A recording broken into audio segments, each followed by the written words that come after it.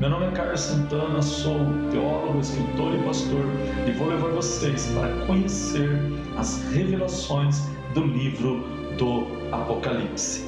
O Apocalipse, desvendando as profecias bíblicas. O livro de Apocalipse é a mais presente e forte mensagem de Deus para os nossos dias.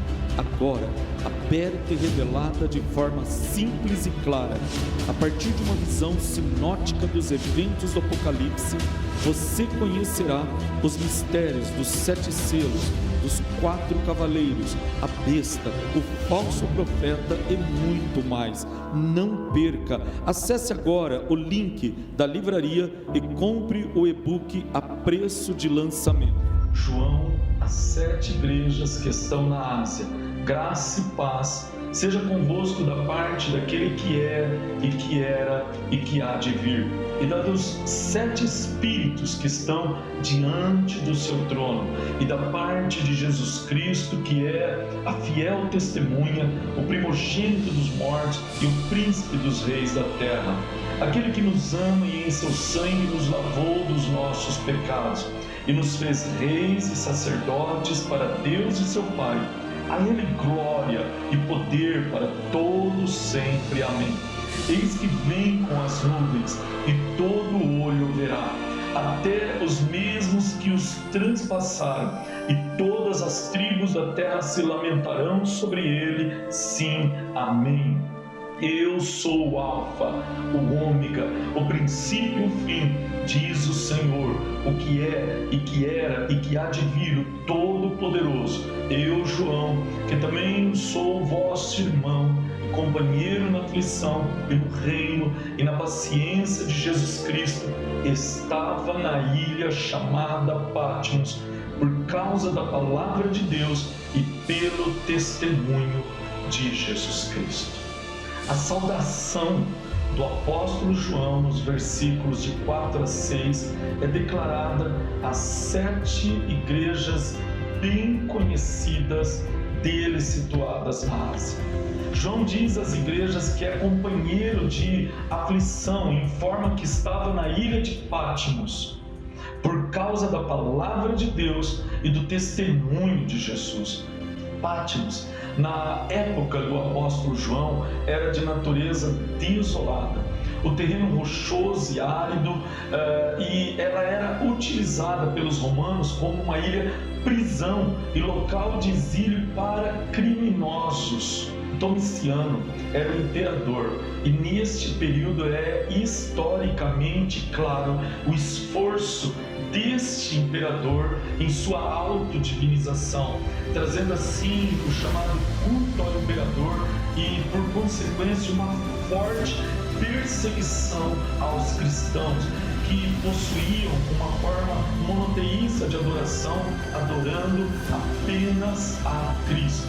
Eusébio, em sua História da Igreja, relata que Domiciano tinha a mesma crueldade que Nero, e que neste tempo o apóstolo João, que ainda vivia, foi condenado a habitar na ilha de Patmos por ter dado o testemunho de Jesus Cristo. João, ao escrever esses versículos, ele estava sendo empático com todo o sofrimento de seus irmãos e irmãs em Cristo Jesus, que eram perseguidos pelo governo de Domiciano. João próprio, em virtude da perseguição, estava agora preso, exilado na ilha de Patmos. Nós não podemos continuar este capítulo revelando o Apocalipse sem entender o fenômeno das perseguições de cristãos do Império Romano, pois este mesmo fenômeno de extrema perseguição ocorrerá no período da grande tribulação, trazendo morte a todos aqueles que estiverem neste período e não aceitarem ou recusarem a marca da besta. Desde o martírio do apóstolo Pedro, do apóstolo Paulo em Roma e até a morte de João, o que ocorreu aproximadamente no ano 100 depois de Cristo, a igreja passa por um período chamado de Era Sombria. E isto foi em razão das trevas, da perseguição do Império Romano estarem sobre a igreja. A pergunta que se faz, em primeiro lugar, é: o que levou o Império Romano a perseguir uma organização tão pacífica, tão cumpridora dos seus deveres e transformadora da sociedade como era a Igreja de Cristo? O paganismo, ele era aberto. O politeísmo era o motivo de unidade no Império Romano, inclusive unidade comercial entre os povos e as nações. Exemplo deste fato estão inclusive nas ruínas da cidade romana de Pompeia, onde se encontra um templo dedicado a Ísis, ou as ruínas de um templo dedicado a Ísis, que era uma deusa egípcia e não romana. Então vemos claramente no Império Romano esse espírito cosmopolita e pagão. De outro lado, o cristianismo admitia a adoração a um único Deus, e por isso eles eram, os cristãos, considerados antissociais e até mesmo ateus pelo Império Romano. A adoração ao imperador nessa época era considerada uma prova de lealdade, mas os cristãos recusaram-se a prestar tal adoração, pois eles diziam adorar somente a Jesus Cristo. As reuniões secretas dos cristãos despertavam suspeitas, então se reuniam antes do nascer do sol ou à noite em cavernas ou catacumbas. Os cristãos mostravam profunda misericórdia e amor aos de fora, inclusive aos escravos e menos favorecidos. E as suas atitudes de resgate da vida iam contra as estruturas sociais nefastas, promíscuas e destrutivas do Império Romano, como infanticídio, prostituição cultural, luta dos gladiadores. O cristianismo tornava os homens iguais diante de Deus. O historiador Gaio Suetônio Tranquilo, funcionário imperial de alto nível sob Trajano e Adriano, intelectual e conselheiro do imperador, justificará a decisão do império e as sucessivas intervenções do Estado contra os cristãos, definindo-os como superstição nova e maléfica. Sim, era desta maneira que o pacífico cristianismo era visto pela sociedade pagã da época como uma superstição nova, maléfica, uma verdadeira pestilência relacionada, segundo a visão do paganismo romano, com as mágicas e um conjunto de práticas irracionais que apenas magos, feiticeiros de personalidade sinistra usavam para enganar a gente ignorante e sem educação filosófica. Veja bem, ao taxar de magia, o Estado romano marcava e submetia o cristianismo nascente ao seu controle como sendo algo de muita maldade. Com a palavra maléfica, igual a portador de males, a nova religião era vista pelo Estado romano como uma seita impregnada de delitos dos mais inomináveis. Os historiadores Suetônio e Dione Cássio referem que Cláudio, um dos imperadores romanos, mandou expulsar os judeus porque estavam continuamente em litígio entre si por causa de um certo Crestos, o que é claramente entendido como Cristo. Karl Barth, historiador do cristianismo, comenta que estaríamos diante das primeiras reações provocadas pela mensagem cristã na comunidade de Roma. O imperador Nero foi talvez um dos mais sanguinários perseguidores. Em aproximadamente 64, 65 depois de Cristo, ateou um grande incêndio em Roma que devastou 10 dos 14 bairros da cidade. Nero, cuja a sanidade mental já há muito tempo havia sido posta em questão, era o suspeito de ter intencionalmente ateado fogo e vendo que a ira popular se levantava, lançou a culpa sobre os cristãos. Inicia assim a primeira grande perseguição, que durará até 68 depois de Cristo, e virá perecer, entre outros, os apóstolos Pedro e Paulo. Sob as ordens de Nero, uma grande multidão de cristãos foi perseguida.